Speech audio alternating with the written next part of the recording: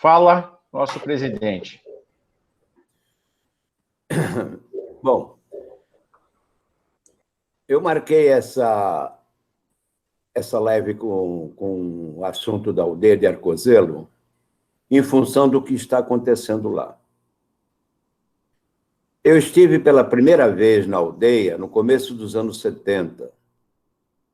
Eu fui num festival de teatro de estudantes e com o espetáculo A Paz, do Aristófanes, né? E daquela época, me lembro bem do Facuri, que está aí na Associação Amigos da Aldeia também, e outros companheiros que estavam lá. A grande ideia do Pascoal com relação à aldeia é que ela fosse transformada numa universidade das artes. O Pascoal recebeu aquela fazenda do João Pinheiro Neto, que era o dono, e a ideia era transformar aquilo numa universidade das artes para alunos, para estudantes que não tivessem posses de frequentar faculdades pagas. Mas, na verdade, é que o governo, seja ele o governo do Rio, seja o governo federal, nunca deu muita atenção para aquilo. E hoje, o que nós estamos vendo é que está caindo tudo. Está arrebentando com tudo. Quem conheceu a aldeia, como eu conheci, o Teatro Itália Fausta, onde realmente eu me apresentei com a Paz, com o Renato Viana, que agora parece que virou escombros, refeitório, alojamentos. Só a Casa Grande tem 52 quartos. E ali o Pascoal guardava também todo o seu acervo que ele recolheu em várias cidades do Brasil, os oratórios. Ele tinha, naquela época, mais de 300 oratórios. O que fim levou esses oratórios, eu realmente desconheço. Assim como as obras do Pascoal que ele tinha na casa dele em Santa Teresa, obras de Picasso, obras de Di Cavalcanti, enfim. O governo pouco se lixou para a aldeia em todos esses anos. E agora há um movimento, depois que a casa caiu, pelo menos por parte do governo federal, não ouvi nada ainda em termos de destinar qualquer dotação para recuperar a aldeia. Segundo cálculos que eu tomei conhecimento, o Marcelo pode confirmar ou desmentir, restaurar aquilo vai levar uma grana de 50 milhões de reais. Né? Mas aquilo é um patrimônio cultural do país. Então, a luta pela aldeia não pode ficar restrita ao pessoal de Pati do Alferes ou ao estado do Rio. É uma luta que deve se espalhar pelo país. Pascoal, quando fazia os festivais dele, ele fazia uma vez em cada lugar. Já fez o primeiro em Recife, fez o segundo em Santos, terceiro, parece que foi Porto Alegre. Enfim, fez no Rio, fez em Arcozelo, revelou muita gente para o teatro, ajudou muita gente. Então, é a nossa vez de ajudar Pascoal nessa luta para que a aldeia seja recuperada e seja realmente transformada no sonho dele, que é a Universidade das Artes. Eu não sei quantos de vocês, com exceção do Marcelo, conhecem a aldeia. Aquilo é um lugar mágico. Aquele Teatro Itália Fausta, onde eu me apresentei, ao ar livre, tipo teatro grego, onde o palco era de grama e o teatro todo circundado por árvores. Aquilo é mágico. A capela que existia ao lado do teatro, pelo que eu soube, já caiu. Né? O teatro do Renato Viana era um teatro que tinha mais de 300 lugares, 300, 400 lugares. Enfim, por um relaxamento de órgãos governamentais, aquilo chegou aonde chegou. Hoje eu sei que o Marcelo depois vai explicar a luta que ele está fazendo para materializar o domínio da Funarte sobre aquele espaço.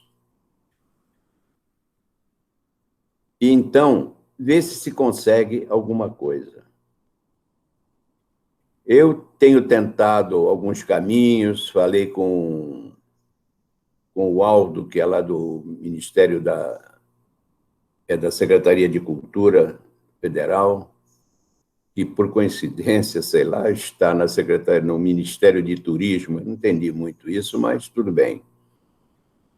E estou esperando uma vinda do ministro da Educação a Santos, que ele é daqui, e ele costuma vir a Santos, e eu serei avisado que eu quero ir conversar com ele sobre a questão da aldeia. Deixar o Marcelo falar um pouco, que ele tem mais informações que eu.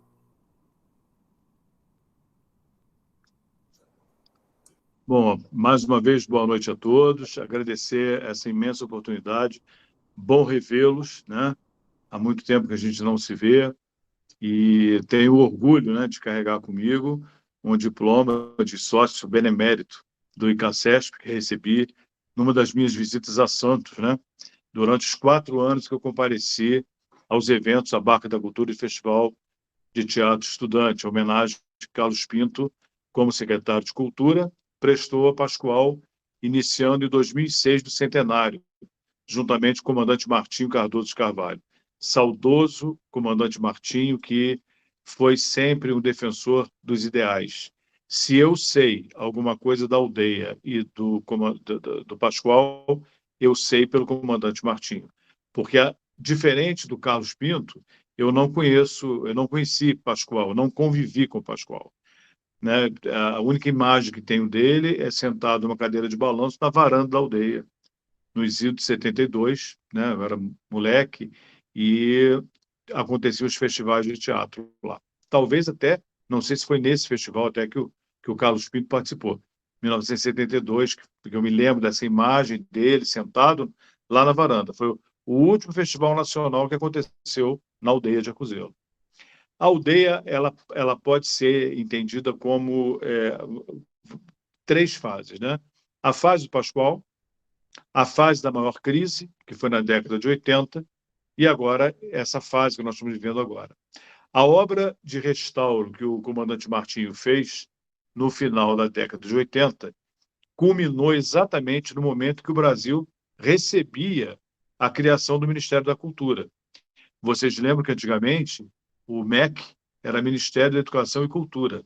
Na verdade, o nome MEC era exatamente esse, Ministério da Educação e Cultura.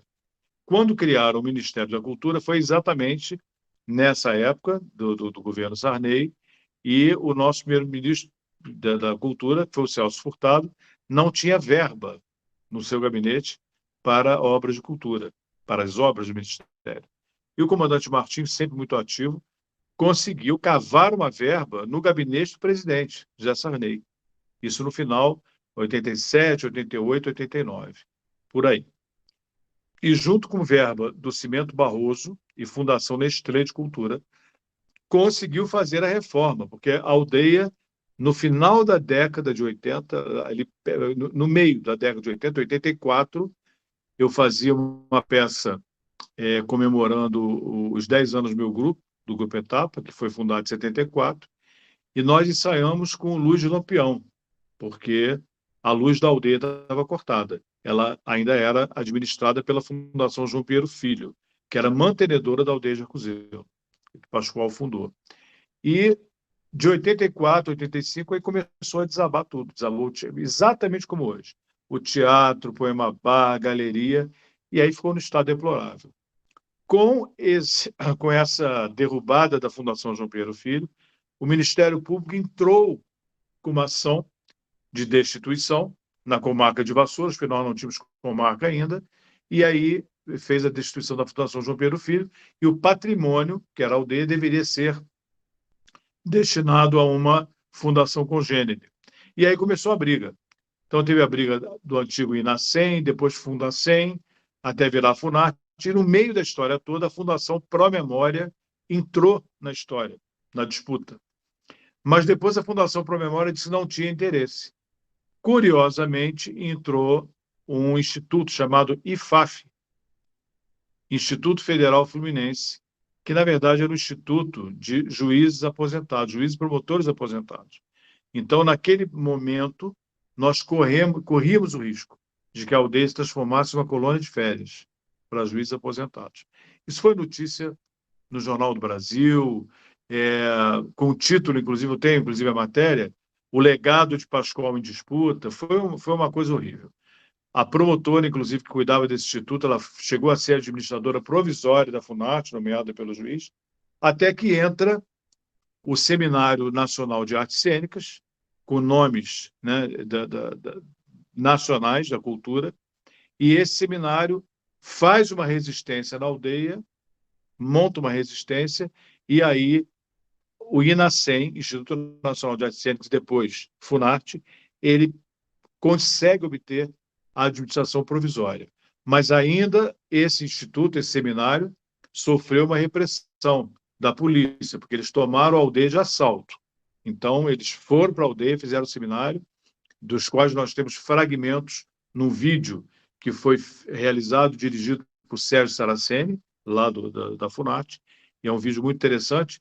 Eu não me lembro ainda se eu já tenho ele DVD, ou se depois disponibilizar para vocês. E tem os depoimentos de Lélia Abram, Beth Mendes, Stepan Essesian, Ian Michalski, crítico do Jornal do Brasil, e toda essa discussão foi feita dessa forma, e falaram sobre a importância da obra Pascoal. Então, o que nós estamos fazendo aqui hoje, especialmente com o ICACESP, é o que o Carlos falou no início. Nós temos que fazer essa resistência da manutenção da memória, porque a aldeia não é de Pati, a aldeia está em Pati, mas a aldeia é do Brasil. A aldeia tem importância nacional imensa. E se nós não demonstrarmos essa importância da memória do Pascoal e do que a aldeia representou para o Brasil, para a cultura do Brasil, nós corremos o risco de realmente não conseguir recuperar o patrimônio. Porque vai recuperar para quê? Essa é a pergunta. E agora nós conseguimos um caminho aqui na Prefeitura, através da minha Procuradoria-Geral, nós estamos conseguindo regularizar a titularidade da Funarte. Porque vocês devem se lembrar do ministro Francisco Befort. O ministro Francisco Befort recebeu do juiz de Vassouras o título para averbar a titularidade da aldeia à margem do cartório. Até hoje não conseguiram fazer, porque não existe registro, não existe matrícula, ninguém localiza. Antigamente, as fazendas não tinham registro de imóveis, e agora, através da lei do REURB, que é a regularização fundiária, nós estamos conseguindo o caminho para registrar. Então, esse vai ser o grande obstáculo que nós vamos tirar do caminho das desculpas de não se fazer a obra porque não se tem a titularidade. Por diversas vezes, o ex-prefeito de Pati, que foi deputado federal e agora é deputado estadual, Eurico Júnior, que é pai do atual prefeito, Juninho Bernardi, ele conseguiu emendas parlamentares em Brasília, chegando, inclusive, a colocar na funcional programática da Funarte, dentro do orçamento da Funarte, cerca de 15 milhões de reais para a reforma. E isso não aconteceu. Não foi movido de uma palha, enfim, não fizeram a reforma. Houve ação judicial na Vara Federal de Três Rios, com determinação para a imediata obra emergencial. Não fizeram e está até hoje. E muda governo, sai governo, muda governo, sai governo.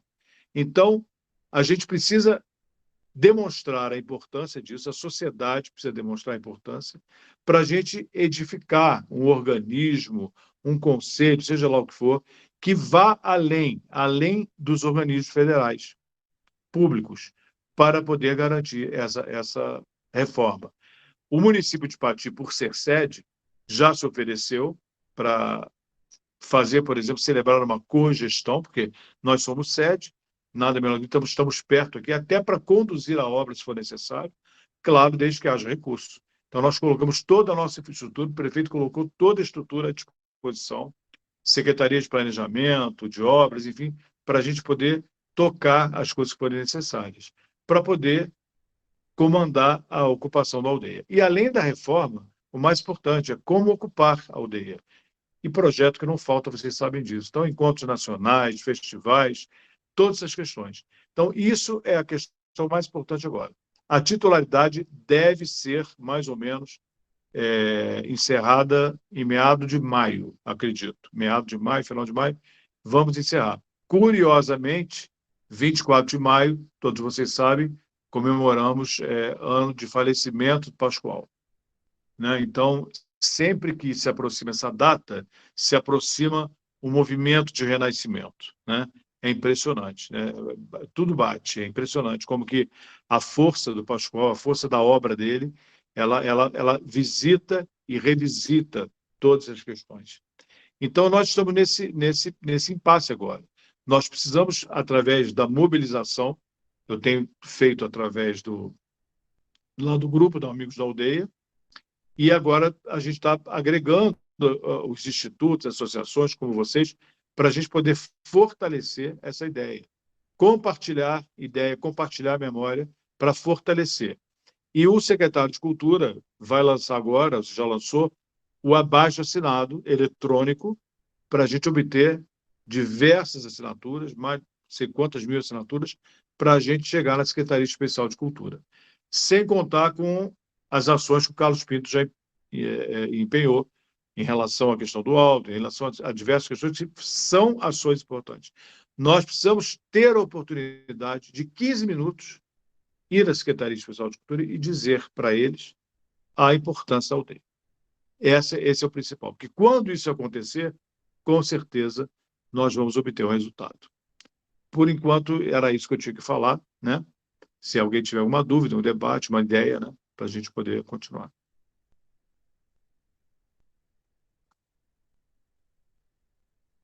Carlos,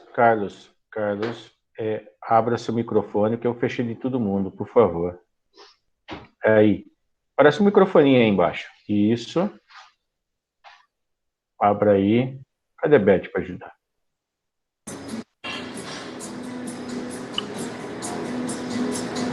Pode parecer besteira o que eu vou perguntar, mas... Pode, boa noite. E se procurasse ajuda de empresas particulares, sem ser só governamental? Posso completar o que eu estou falando? Hoje, se a cultura, juridicamente falando, né, Carlos? Abre o microfone, Carlos. Falando cultura, as documentações de todas as empresas, coisas de cultura, está tudo em dia, todo. Você falou que está faltando alguma documentação, né, deles. Veja, existem empresas que existem desconto em imposto de renda, existem vários outros tipos de desconto que, para incentivo à cultura, veja, a gente tem que tentar pegar essas empresas, fomentar esse auxílio à cultura delas, entendeu? Seria interessante isso. Veja, Marcelo, existem vários outros tipos de comunidades, como eu vou dizer, associações tipo Rotary, Lions, até maçonaria, até para ajudar nesse tipo de ensejo, mas a documentação eu sou rotariano, por isso estou falando isso, a documentação que a gente exige para poder ajudar uma entidade dessa forma, de uma magnitude dessa, tem que estar em dia. E você falou que existem algumas pendências, né, Marcelo? Olha, eu pensei no dono da Ravan. Parece que o cara é bem acessível. De alguma coisa para ter subsídio fiscal que toda empresa quer, almeja, precisa estar com a documentação redonda em dia. Ângela, a sua sugestão, ela consegue vir ao encontro da ideia do último presidente que passou pela Funarte, que foi exonerado logo depois que visitou a aldeia. Ele já estava com o pensamento de compartilhamento do espaço para a iniciativa privada, né? Seja por incentivo, seja, inclusive, até por apadrinhamento. Por exemplo, alguma empresa apadrinhar o casarão, que o Carlos citou. Eu só vou aumentar 2 quartos, Carlos. São 54 quartos, né? O casarão, a Casa Grande da Aldeia. Uma coisa maravilhosa.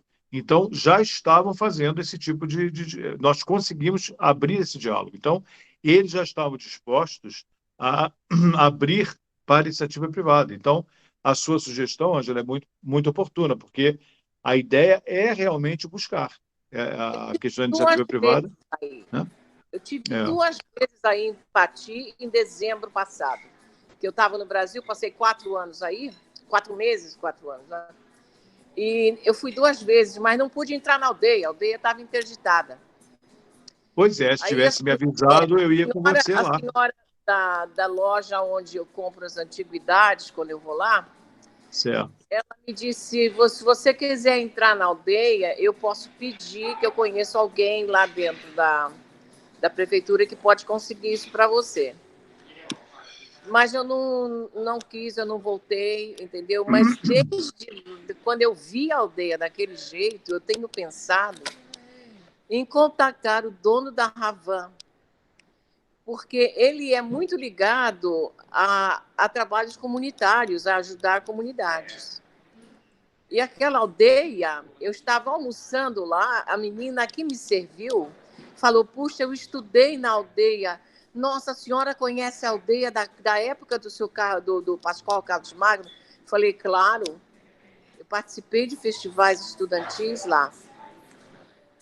Então, a aldeia é importante para essa comunidade de Pati. Eles ainda lembram da aldeia ativa. Claro, com certeza. Com certeza. Eu vou tentar ver se eu consigo o contato do dono da Ravan, para ver se a gente poderia conseguir uma ajuda dele. Ele sozinho poderia fazer aquilo lá. Não precisava de mais ninguém. Ô, Ângela, só diz para nós, pro Fernando Mourão, a sua cidade que você mora, você está falando de onde mesmo, Ângela? Ah, legal. Abro o som. Você fechou o som. Fechei. Eu estou na Califórnia. Pois é, Ângela, você podia ter feito contato comigo para a gente ir lá na aldeia. Eu entrava lá com você tranquilamente, sem problema nenhum, com certeza. Com certeza. Da próxima vez, você faça contato comigo, tá bom? Marcelo. Pois é, mas é que eu estava lá numa emergência. O meu esposo teve que fazer uma cirurgia no olho, porque teve um derramamento atrás do cristalino. Então, como ele ainda estava em recuperação, eu não quis forçar muito a barra, entendeu? Sei. Mas quando eu voltar, eu quero visitar a aldeia. Basta fazer contato com a gente. Tenho memórias excelentes de lá. Que bom. Ô, Marcelo. Fernando Búfalo, dá uma orientada aí no Carlos, mais uma vez, para ele ver onde está o microfone dele. Carlos, saia e volte no meio, clica no do meio, saia e volte. Você consegue sair e voltar.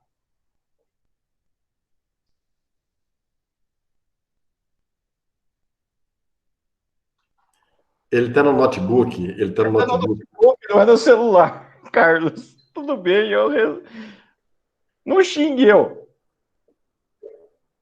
Não me xingue, tá xingando eu pra caramba. Essa é a parte... Carlos, É a parte cômica aí da nossa reunião, muito legal, pô. Né? Uma das coisas que a gente pode contactar também é o Ministério do Exterior, o Itamaraty, que tem interesse de manter a história que o Itamaraty tem na cultura brasileira. Eu acho que uma forma de acionar isso e, quem sabe, sensibilizar novamente para rever esse trabalho feito. Beijo para as meninas, para os meninos também. As meninas Hilda, Ana Maria, Dirce e Ângela. Carlos, Quando fala menina, a gente fica toda alegre. Carlos, no rodapé, embaixo, você está no notebook da sua esposa. Entra embaixo, no celular. Tem um desenho. Entra no celular. Você está acostumado com o celular. Eu sei ler lábios, se o senhor falar devagar, eu vou falando.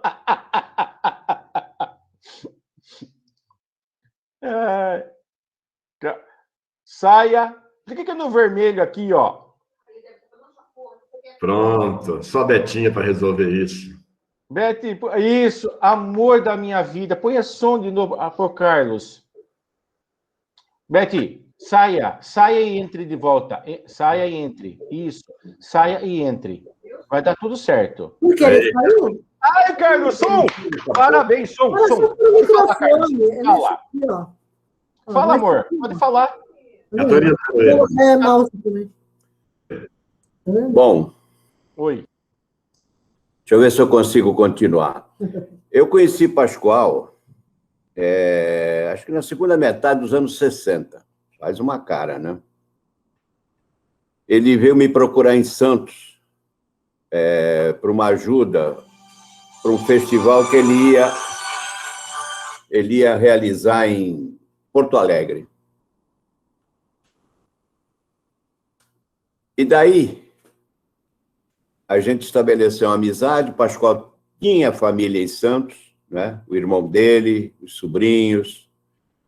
E ele vinha sempre. É gozado quando ele chegava em Santos, o primeiro lugar que ele ia era na minha casa. Ou ia almoçar comigo, enfim, trocar ideias. Eu fui a um festival do Pascoal, se não me engano, em 68, que foi realizado no Rio, e eu apresentei um espetáculo, Os Grandes Momentos de Gil Vicente, no Teatro Nacional de Comédia. Aí aconteceram umas coisas interessantes nesse festival, né? Porque 68 era um ano de turbulência. E tinha o pessoal do que hoje é o Grupo União e Olho Vivo, né? De São Paulo. E nós fomos fazer a leitura de uma peça que estava proibida pela censura, e arrumaram lá uma casa episcopal para a gente fazer. E nós estávamos lá começando a leitura da peça, começou um tiroteio para dentro da casa, pedras pelo telhado. Eu e o Idibal, que é o autor da peça, nos arrastando por baixo de cadeiras e mesas para fugir lá de dentro. E no dia seguinte, os jornais da época diziam que estava havendo uma reunião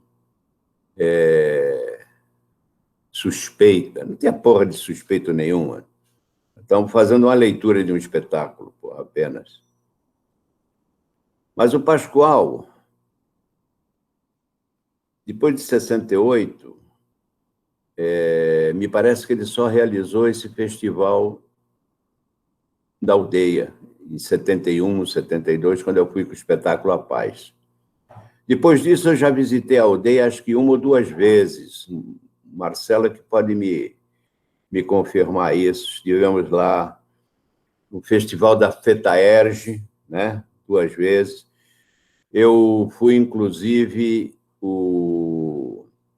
lógico que por intercessão do Marcelo, a Câmara de Ipati me deu até um diploma, né, que eu recebi lá na aldeia, mas o Zé Manuel, inclusive, estava lá nesse dia. Positivo. Então, eu tenho uma ligação muito afetiva com a aldeia de Arcozelho e com a cidade de Ipati. E estou aí pronto, apesar dos meus 83 anos, estou pronto para a briga, para a luta, para ir atrás do que interessa, que é recuperar a aldeia, para as gerações futuras, para que lá eles realmente possam usufruir de uma universidade de artes, que possam usufruir de todos aqueles espaços maravilhosos.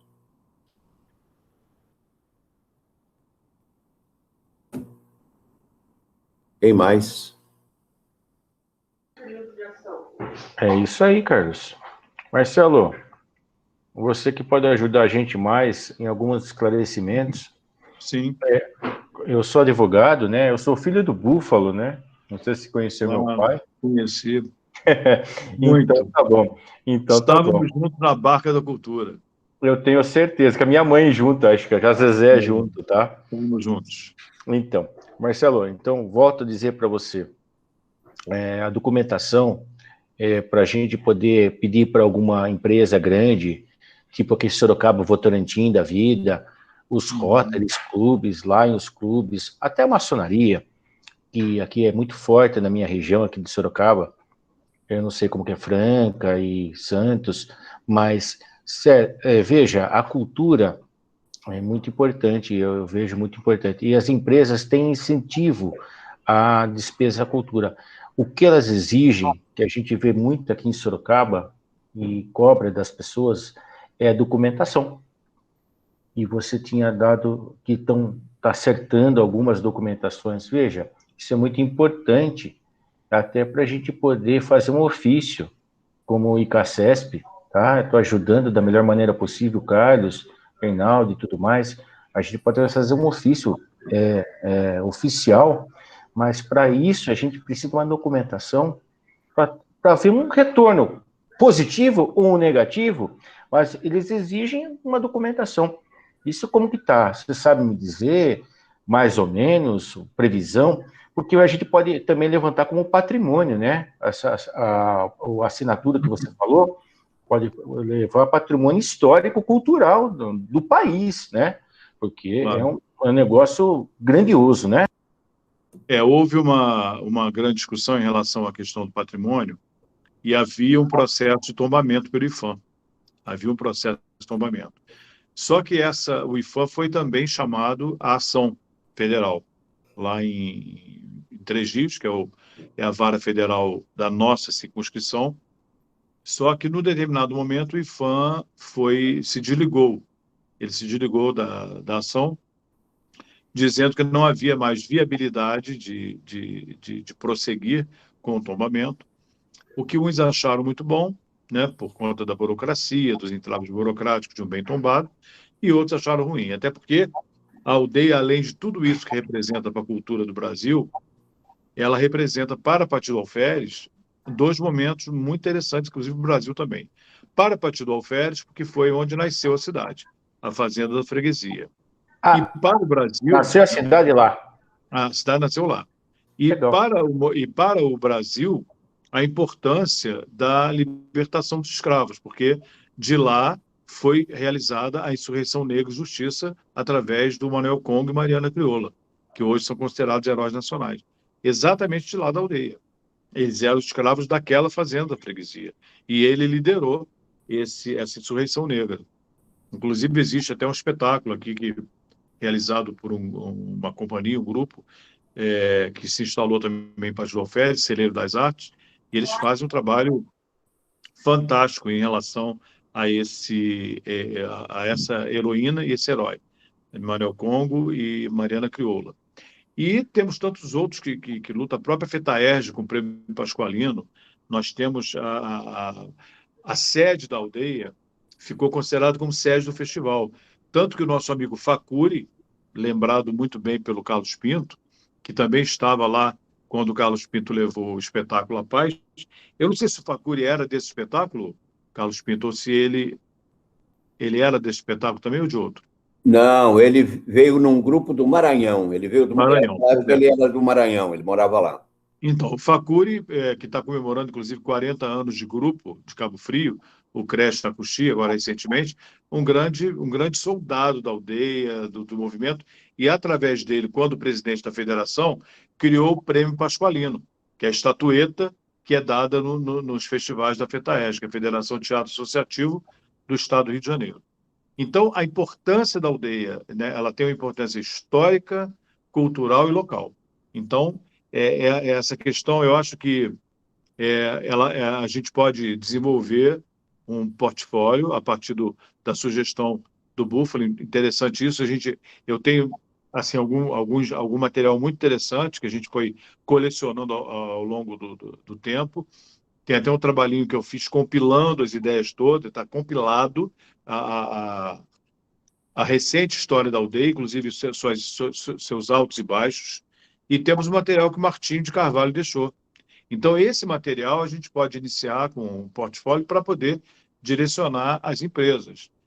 A titularidade, respondendo ao Búfalo objetivamente, ela deve sair ou meado de maio, final de maio, porque nós vamos emitir aqui na Prefeitura a CRF, Certidão de Regularidade Fundiária, e aí nós vamos levar a registro no cartório do Ofício Único de Pátio do Alferes. Isso, uma concretização de mais de 25 anos depois, para vocês terem uma noção. Mais de 25 anos depois, a gente concretiza a titularidade da aldeia para a Funarte. Juridicamente falando, isso é muito importante, tanto para qualquer outra entidade que queira ajudar, até empresa, que nem a Ângela falou, da turma do Avan. Veja, a empresa quer saber em quem está investindo, no que está investindo e se pode investir. E mais importante, Fernando, para que vai investir? O para que a intenção já ajuda, né? Sobre tudo isso aí para encaminhar. Se a gente pudesse ter um dossiê com o histórico da fazenda. Sim, sabe? Eu tenho tudo isso, Ângela, tenho tudo isso. Então, vamos viabilizar isso aí. Vamos sim. Juridicamente falando, né, Ângela? Juridicamente falando, é o seguinte, a empresa quer falar. Fale, Carlos, desculpa. Não sou eu. Não, você fez assim.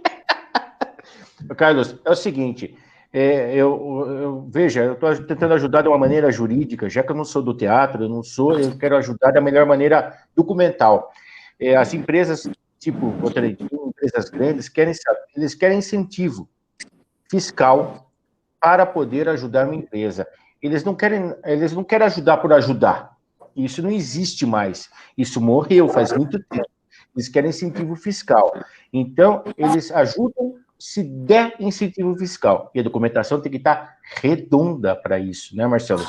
Claro, Veja, o portfólio que você falou para mim seria primordial.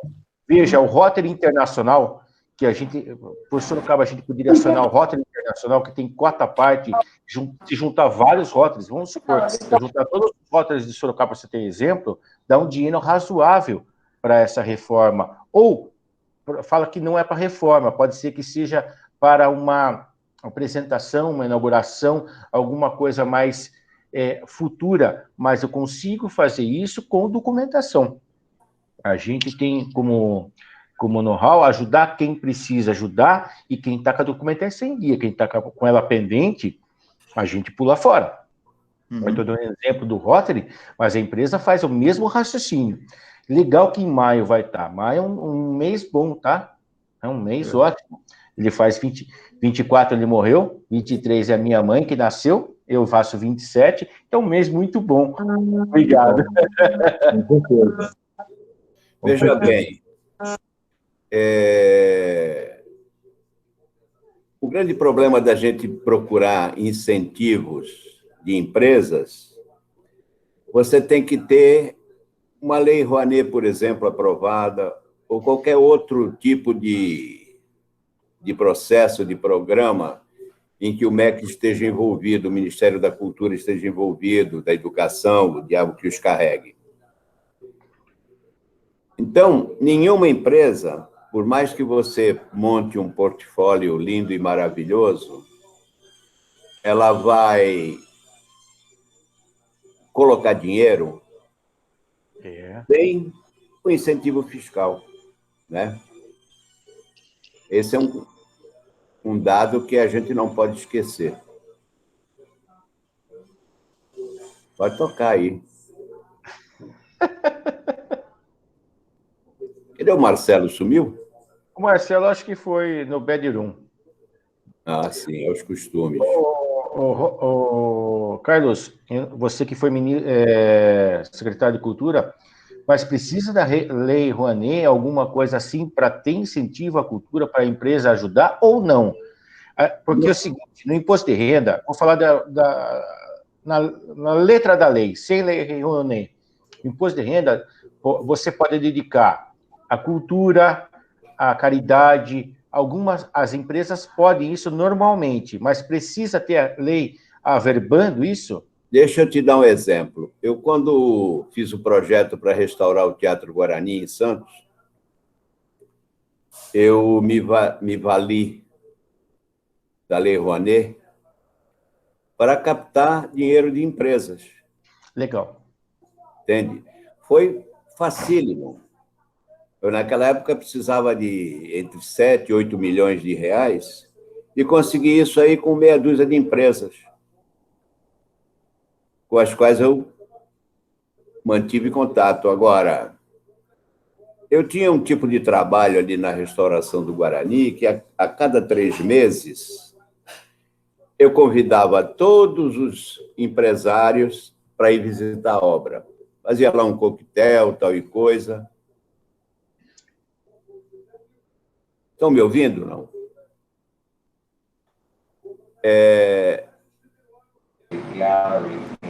Eu vou ter que dar uma saída, gente, antes de acabar, porque eu estou numa transação aqui, tá? Mas eu volto a falar com todos vocês, tá bom? Porque... Desculpa, Carlos. Um abraço, um abraço. Com isso, eu aproveitava essas reuniões a cada 3 meses para pedir mais dinheiro para eles.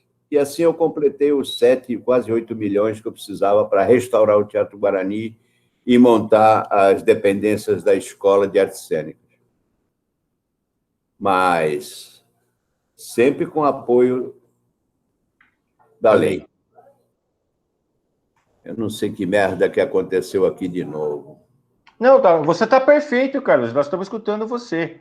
Mas abriu um bagulho aqui que... Ô, Marcelo. O som está perfeito. Sim. O importante é o seguinte, vamos dizer que amanhã deu tudo certo, a documentação está tudo em dia, a gente consiga começar um início de patrocínio, empresa ou qualquer outra entidade que esteja interessada em patrocinar. O que o Carlos falou é muito interessante, dá o feedback que a gente fala, uma recíproca. Olha, você me emprestou 500 mil, com 500 mil eu fiz A, B, C. Se você me dá mais 500 mil, eu faço C, D, F, G, H. Isso veja, estou perguntando, porque a gente pode, o portfólio que você vai apresentar, eu posso apresentar e transformar para o Rotary Internacional. Minha ideia foi essa, quando você começou a falar para mim. Veja, um dinheiro internacional que quase não tem limite, tá? Porque a gente pode juntar vários Rotarys, não é só o meu. Eu posso juntar os Rotarys de Sorocaba e fazer um complô, né, um aglomerado para poder fazer um pró alguma coisa. Veja, o chato que não é Sorocaba, veja, eu tenho que vender o meu peixe, né, de uma maneira boa. Posso tentar pegar Rotarys daí da sua região, do Rio de Janeiro, mas... Do nada abriu esta merda aqui. Adorei o Carlos com a merda. Tudo bem? Tá ouvindo aqui, cara. Ó, entendeu, Marcelo? Veja, são coisas legais. Você vai poder ter amanhã, porque isso eles cobram da gente. Lá. Uhum. Entendi. Alguém também falou do Itamaraty. Isso, foi o Getúlio. Então, Getúlio lembrou bem que o Itamaraty ele tem também uma importância muito grande pelas funções diplomáticas do Pascoal, quando ele foi cônsul, tá certo? Então, eu acho que o Itamaraty também pode ser envolvido nessa questão, ainda que seja uma ligação histórica, mas eu acho que é importante que esteja ligado.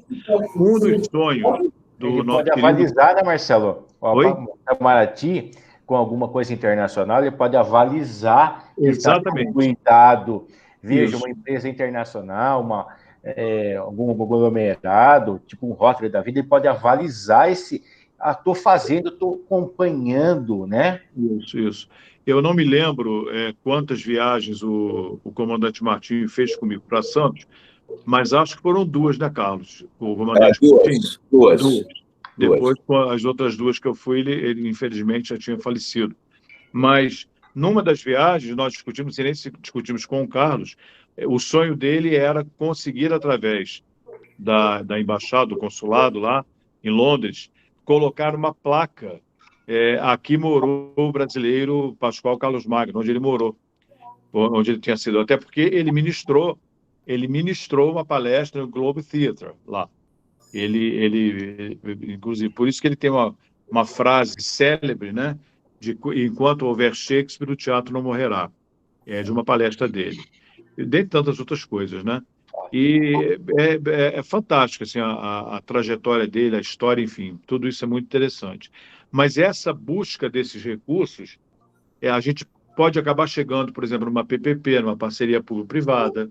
A gente pode chegar, por exemplo, a PPP, a gente pode chegar, por exemplo, num projeto de cogestão, prefeitura e Funarte, Fundação Nacional de Artes, com a participação da sociedade civil e do poder público, e através do Fundo Municipal de Cultura, um fundo especial para a aldeia, obter os recursos que possam ser direcionados para esse trabalho. Quer dizer, e tudo isso com respaldo até jurídico, porque judicial. E como nós temos a ação lá e está em fase de execução de sentença, para você ter uma noção, essa obrigação de fazer tem mais de... 6 anos. 6 anos. Oi. 6 anos. 6 anos, não tem, Carlos? Não tem 6 anos. Aí? A multa diária para o gestor é de R$8.000. R$8.000. Marcelo, mas precisava executar isso transitoriamente, pelo amor de Deus, para início imediato de alguma obra de restauração. Para você ver, que loucura, entendeu? Nem que seja para documentação. Desculpa, Marcelo, eu sou advogado, você, que nem o pai. Claro. Voltando a dizer, na minha área, para ajudar vocês da melhor maneira possível. Na nossa, né? Porque eu sou advogado também. Sim, mas não sabia.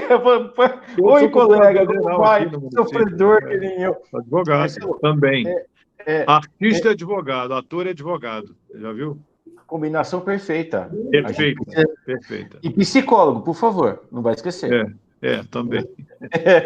Marcelo, é o seguinte, veja, até para a gente poder levantar intermediariamente um patamar, nem que seja um RPV da vida, como indenização, para a gente começar uma obra emergencial. Veja, um RPV, a gente consegue, sem ser alimentar, a gente consegue pegar em 90, 120 dias um RPV, 60 salários mínimos, começar a fazer coisa de limpeza emergencial.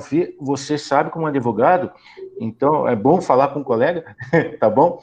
Importante que a documentação esteja em dia, nem que seja para fazer documentação, tem que executar provisoriamente isso, pelo amor de Deus. Precisa de ajuda, estou aqui à disposição, pelo amor de Deus. Com certeza. Eu vou te dar acesso depois aos autos, ótimo, porque eu funciono como assistente da Procuradora Nacional. Ah, tá, você está como assistente. Eu estou como assistente do município, quer dizer, estou como assistente, mas como se eu tivesse o autor do projeto. Sim, lógico. Mas, na verdade, estou a favor da aldeia. Eu entendi. Você só não pode se manifestar. Você entendeu a minha situação? Lógico. Você está entre a cruz e a caldeirinha, como a gente diz. Tem lugar. Veja bem, eu não sabia, Marcelo, dessa multa diária de R$8.000. R$8.000, Carlos. Rapaz, bastante, cara. Se for para cima para pegar essa grana, já dá para fazer a obra da aldeia. 8.000. 6 anos. E detalhe, eu vou dizer para vocês, a União, o Ministério da Cultura e Funarte. São 3 réus. Tinha o IFAM, mas o IFAM saiu fora, inclusive por sentença. Veja bem, 6 anos são mais de 1.800 dias, não é isso? Não. Marcelo, Carlos, vamos fazer meu cálculo. Mas, 6 Carlos, anos dá quanto? Vai quase 2.000 dias, desculpe. A 8.000 por dia, tá aí o dinheiro, pô. Não, mas, Carlos, isso chama precatório. Sei. Vamos ser advogado do diabo. O Marcelo vai me ajudar. Precatório é mais que 60 salários mínimos. Veja, 60 salários mínimos é 66 mil por mês. Se a gente conseguir fazer que o juiz faça um a cada 2 meses, é 66 mil a cada 2 meses. Para uma obra emergencial, para alguma coisa nesse sentido, para começar a limpar, a terraplanar, alguma coisa básica, vale a pena. E fazer o precatório do resto. Pelo amor de Deus. Veja, o Marcelo vai me dar acesso aos autos, prometo dar uma lida legal, Marcelo, e poder fazer alguma ajuda, o que eu puder. Eu vou estudar o assunto, não é da minha área, eu sou previdenciarista, que nem o pai era, mas eu prometo poder dar uma olhada até, e você me dando a documentação, eu faço o paralelo, né? Come pelas beiradas, né? Né? Você sabe disso. Com certeza. Mas precatório, Carlos, não podemos pedir por precatório, temos que ser inteligente. RPV, cada 90 dias a gente pode pedir 66 mil reais do que pedir um monte de tempo e receber só 2022, 23, né? Que agora esse ano, 2023. Por favor, não vai dar tempo ainda, entendeu? Bom, mais alguma coisa? Ou por hoje basta? E mais adiante a gente volta a conversar. Eu acho que só a gente precisava estabelecer o canal da comunicação onde eu possa encaminhar essa documentação que eu tenho disponível, né? O Carlos tem meus dados, Marcelo, você fica à vontade, tem meu celular, pode dar tudo para ele, Carlos. Eu vou fazer o seguinte, eu passo as coisas, o telefone do Fernando, o e-mail, passo para o Fernando os teus, Marcelo. Tá e bom, aí tá vocês bom. se comunicam. E aí a gente faz essa ponte, né? Perfeito. Tá? Porque Maravilha. a gente começa por aí, começa pelo dossiê, pelo histórico, e vamos alimentando isso, né? Eu acho que foi um papo bom, um assunto bom, que podemos voltar a ele mais adiante, se tiver mais coisas, né? E, como diz a música do meu amigo Renato Teixeira, tocando em frente. Isso aí. Boa! Agradeço aí a oportunidade, bom rever todos vocês, muito bom mesmo. Igualmente. E até breve, tá bom? É breve. O prazer é nosso, Marcelo. Fica à vontade sempre. Alô aí. Obrigado. Boa noite para todos aí. Boa noite. Boa noite. Beijos para todos. Obrigado. Tchau, senhoras e senhores. Veja, o Reinaldo não falou suas últimas palavras, ele gosta de encerrar a nossa amada reunião, ele nem pôde nem se pronunciar, todo mundo falando tchau, coitado dele, ele hoje não falou nada.